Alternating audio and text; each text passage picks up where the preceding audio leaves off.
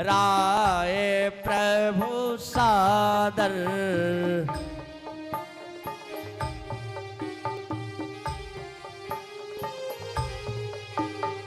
बैठे फटिक शिला पर सुंदर,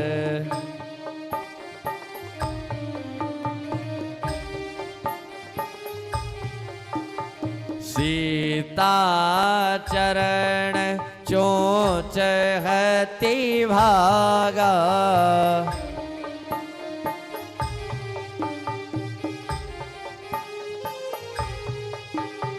मूढ़ मंद मति कारण कागा।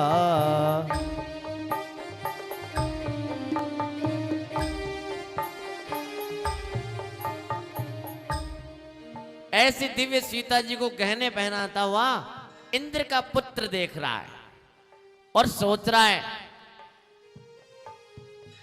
कि ये प्रभु हैं या कोई मायावी पुरुष है।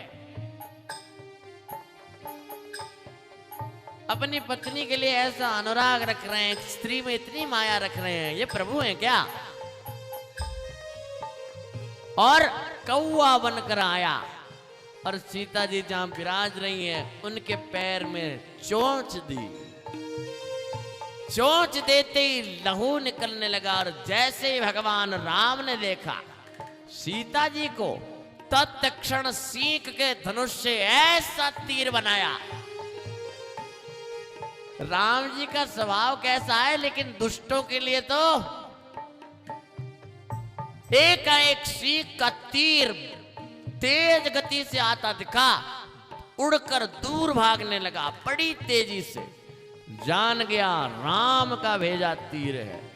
सबसे पहले पहुंचा ब्रह्मलोक में, फिर गया अपने पिता इंद्र के पास कि प्रभु मुझे बताइए पिताजी ये तीर। इंद्र ने कहा कि जो इस सगल संसार में राम का बैरी है, उस राम के बैरी को कोई नहीं बचा सकता। इतना क्रोध में आ गए, कहा निकल जा, दिख मत मुझे। चारों ओर से हार गया, विकल हुआ और ऐसे में एक संत की दृष्टि पड़ गई। नारद देखा विकल जयंता, लागी दया कोमल चेत संता।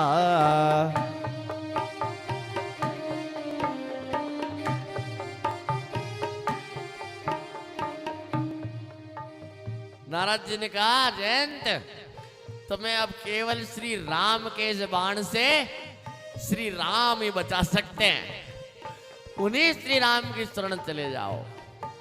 राम जी की शरण आ गया, कहा प्रभु। राम जी ने कहा मैं करूं क्या?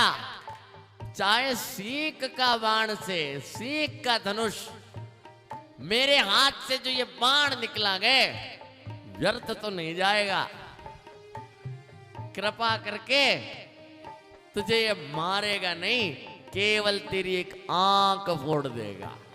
और वो बाण उन दया निधान ने, जो कि उसको 2 टुकड़ों में विच्छिन्न करने के लिए ही छोड़ा था, लेकिन क्योंकि महान से महान पापी भी जब भगवान श्री राम की शरण में कातर होकर, आर्त होकर पुकारता है, तो भगवान सारे पापों का क्षय कर देते हैं।